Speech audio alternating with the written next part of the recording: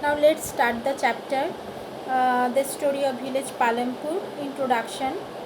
Palampur is well connected with neighboring villages and towns. Raiganj, a big village, 3 kilometers from Palampur, and all-weather road connects the village to Raiganj and further on to the nearest small town of Sahapur. Many kinds of transport are visible on this road, starting from bullock carts, tangas, boggies, loaded with jaggery and other commodities to motor vehicles like motorcycles, jeeps, tractors and trucks. So from this paragraph, it is clear that Palampur village is a well connected village, well developed village, and are also small towns and villages. The name of the village is Raiganj, and this village, this is a big village, and this is far from Palampur, 3 kilometer, and all-weather road connects the village to Raiganj and further on to the nearest small town. So there are another name we have learned. The name of the town is Sahapur. Many kinds of transport. So transportation facilities also available on this village. So different types of vehicles we have seen from this paragraph. The bullock carts, tangas, boggies, and these vehicles carry the different types of commodities. These commodities are jaggery means good, and motor vehicles also visible on this road, jeeps, tractors. So different types of vehicles are visible on this road, and so the village of Palampur is very well developed and well connected the other villages and towns. So now the next paragraph is, this village has about 450 families belonging to several different castes. The 80 upper caste families own the majority of land in the village. Their houses, some of them quite large, are made of brick with cement plastering. The SCs, Dalits, comprise one-third of the population and live in one corner of the village and in much smaller houses, some of which are of mud and straw. Most of the houses have electric connections. So from this second paragraph we have learned that the Palampur village, there are 450 families. There are 450 families, and these families different types of caste of people we have seen. So there are 80 upper caste families, and these 80 upper caste families own the majority of the land of this village, and also one third of the population called SCs, or another name Dalits. So they lived one corner of the village, and they live in a kacha house. So this house made by straw and mud. So they lived in such a way. Most of the houses have electric connection. So Palampur earlier said that Palampur village is well developed, so electricity is also available in this village. Electricity powers all the tube wells in the field and is used to various types of small business. Palampur has 2 primary schools and 1 high school. There is a primary health center run by the government and 1 private dispensary where the sick are treated. So from this part we have learned that there are also 2 primary schools and 1 high schools, and also primary health center, and this center run by the government, and 1 private dispensary also situated in this village. The description above shows that Palampur has fairly well developed system of roads, transport, electricity, irrigation, schools and health center. So in a gist we can say that the Palampur village, a well developed village, and also the transportation system is very well developed system. Roads, transport facilities, electricity facilities, irrigation facilities, schools, health center, everything those are needed in our life. So everything situated in this village. Now next paragraph is the story of Palampur, an imaginary village, will take us through the different types of production activities in the village. So here the name of this village is Palampur, and the Palampur is imaginary village. Imaginary village means that this type of village is not existed. we can imagine this type of village, so that's why it is called the imaginary village. And this village, the main activities is production. So earlier I have made the part organization Palampur, and also the non-farming activities, farming activities. So now I am going to say the organization of the Palampur village. So production activity is the main activities of this village. In villages across India, farming is the main production activity. The other production activities referred to as non-farm activities include small manufacturing, transport, shopkeeping, etc. So non-farm activities, which are non-farm activities? Non-farm activities are small manufacturing, transportation system, shopkeeping. So these type of activities called the non-farm activities. So first we have to know about the production or farming activities. We shall take a look at both these types of activities after learning a few general things about production. So first we have to know about the production. What is production?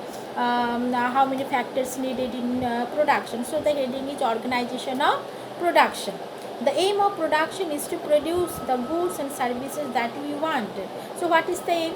The aim of the production is to produce the goods, because we need goods. Without goods we cannot live. So main activities is production, to produce the thing. There are 4 requirements for production of goods and services. So earlier I told you that for making anything we need 4 factors, 4 requirements. So these 4 what are the 4 requirements? So we have made the parts: land, labor, capital. So one by one I am going to explain this the portion. So the first requirement is land. The first factor is land and other natural resources such as water, forest, minerals. So land, water, forest, minerals, so these are the natural resources, because we cannot make, man cannot make this type of resources. These are natural because we get this from nature. The second requirement is labor. So first is land, and second factor is labor. Without labor we cannot make anything. So labor is needed for production, that is people. Labor means people, and who will do the work. Some production activities require highly educated workers to perform the necessary tasks. Other activities require workers who can do manual work. So all persons cannot do the same thing. So labor also categorized. Those people are educated, so they are doing the different types of works, activities, and a few workers, they are doing manual work. Each worker is providing the labor necessary for production. So labor completed. So 2 factors we have learned now, land and labor. Now the third requirement is physical capital. So physical capital also categorized. I have made 2 parts of the physical capital. One is fixed capital and another is working capital. So now what is fixed capital, what is working capital, I am going to say. So the third requirement is physical capital, that is the variety of inputs required at every stage during production. So in case of production there are different stages, different raw materials inputs are required for making things. So what are the items that come under physical capital? So number 1 is fixed capital, number 2 is working capital. So what is fixed capital? So tools, machines, buildings. Tools and machines range from very simple tools such as farmer's plow to sophisticated machines such as generators, turbines, computers, etc. Tools, machines, buildings can be used in production over many years and are called fixed capital. Tools and machines. Tools, machines means that in production you use different types of machines, different types of tools. So we can say that farmers in farming method use plow and also tractor. So these are the instruments, these are the tools they needed for making the goods. So these are the fixed capital. Why?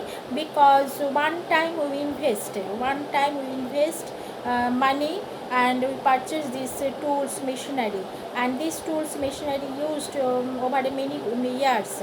That's why these tools machines called the fixed capital. Clear? So what is fixed capital? Fixed capital is a capital, and this capital used for many years. One time we have invested, and this machinery used for many years. That's why it is called the fixed capital. So now second point is raw materials and money in hand. Production requires variety of raw materials such as the urn used by the weaver and the clay used by the potter. Also, some money is always required during production to make payment and buy other necessary items. Raw materials and money in hand are called working capital. So what is working capital? Working capital is such a capital that not only fixed capital we needed also working capital. So working capital includes money and raw materials. So without raw material we cannot make anything. As for example, if you want to make the pot, then you need a mud. So this is the raw materials, and for this you have to pay the money. So money is required, and this is the required for purchasing raw materials. So money needed. So money is called the working capital. Unlike tools, machines, and buildings, these are used up in production. So there is a fourth requirement too. You will need knowledge and enterprise to be able to put together land, labor, and physical capital and produce an output either to use yourself or to sell in the market. So the fourth requirement is human capital. Why human capital? Because we have land, labor, and fixed capital, working capital, everything we have, but we do not know how to use these three requirements. So knowledgeable person will require to direct these three things. So without the knowledgeable person we cannot use these factors. So this knowledgeable person is called the human capital. So the help of the human capital, so these factors are used for producing the goods. So these goods are produced for self-consumption purposes or for market purposes, and produce an output either in the use yourself or to sell in the market. This the days is called human capital. We shall learn more about human capital in the next chapter. So in the picture identity, the land, labor, and fixed capital used in production. You have the chapter and you see that there is a picture.